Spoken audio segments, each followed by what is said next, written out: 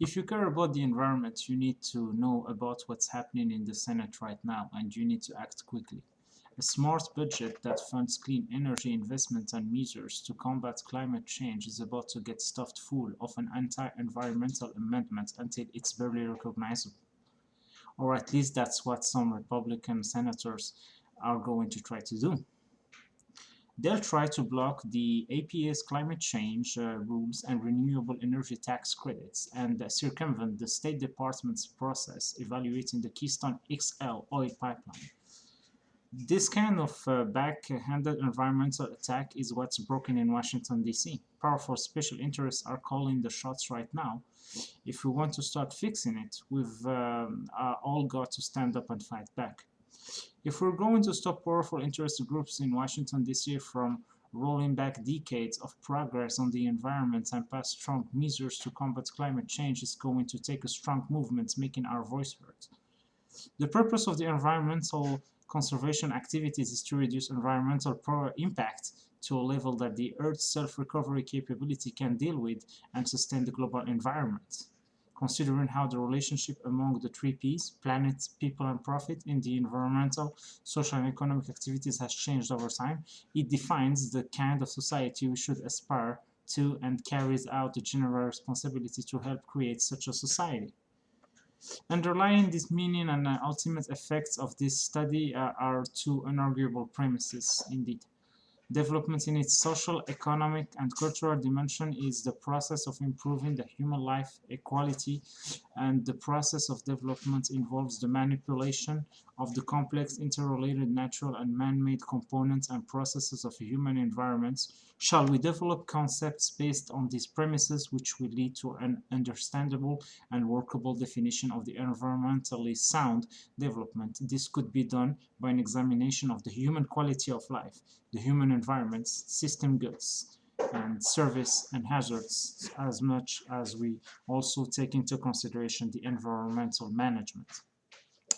Quality of life discussions have usually centered on the subject of basic human needs that has been defined by Stratton and Berkey in 1978, as well as McHale and McHale in 1977, which are divergent definitions from the one of Maslow, and the moral choices to be made among those needs of development activities, how it has been defined by Goulet in 1971. Human life quality depends on the physical and psychological health and the welfare of an individual or a society.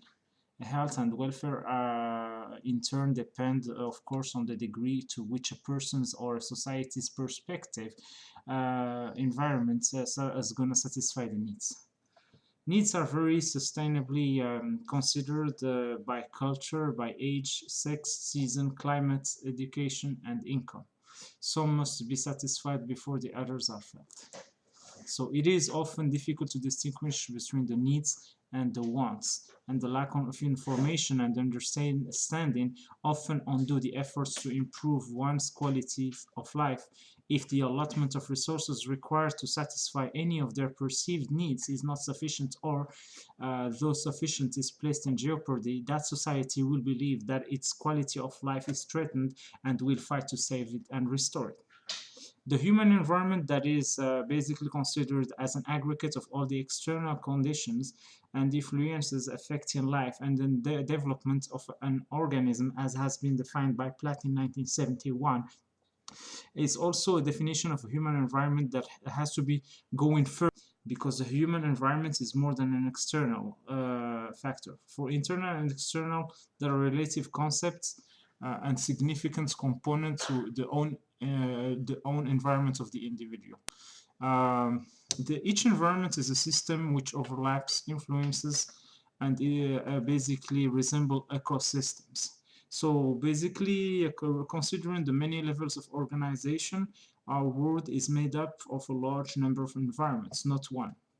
One of those environments, of course, is basically the one that is the more environment, more global and more important for us. However, there are countless other environments that are just problematic, more easily understood, and treatable, and very much nearer at hand than the global environment. Because these are numerous environments, the phrase protect the environment is not useful unless we know whose environment is to be protected.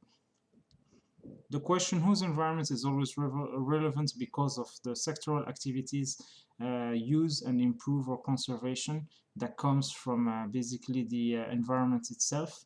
The decision based onto this sectoral interest are the cause of what have been called environmental problems.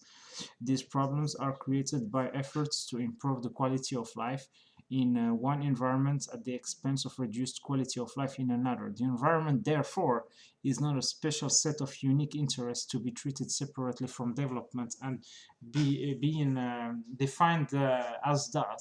We cannot basically take it off definition-wise from the economical tissue of an entity. So other axes to be looked at, as I mentioned earlier in this video, will be the natural resources and the concept of goods, service, and hazards, and also the environmental management that involves the mobilization of resources and the use of government to administer the use of both natural and economical goods and services. Many other workshops within this context will lead an example to develop rural sustainable tourism, as it's becoming a considerable source for job creation and environment protection and promotion for companies that understood the importance of that matter for the next generation and for the future of our offsprings in the United States and abroad. If you have any ideas or workshops related to that, you can contact me by email or by message through Facebook or through basically my set of contacts that is listed onto my wall on Facebook. So yeah, I mean, I have different different set of interests in terms of workshops. This is one of the most valuable professional projects that I've been working and focusing into during my internships, my studies, and that I've been working on until now. So of course I understand that life is really hard and you cannot put all your focus onto one single shot of expertise, and that you have to be multidisciplinary and promote your qualities of skills and your field of expertise and your field of knowledge as much as possible. And I am open, of course, to do other and work onto other workshops that are also related to project development, public administration rule within that development, also the private management within that framework. I'm also very good into sports. I'm gonna get back onto that onto a different video. As of now, I will leave you with this information, and like I said, I mean, you can contact me if there is any concrete idea that can lead to a project of development, especially when it comes to rural sustainable tourism. Thank you for your attention. Have a great week.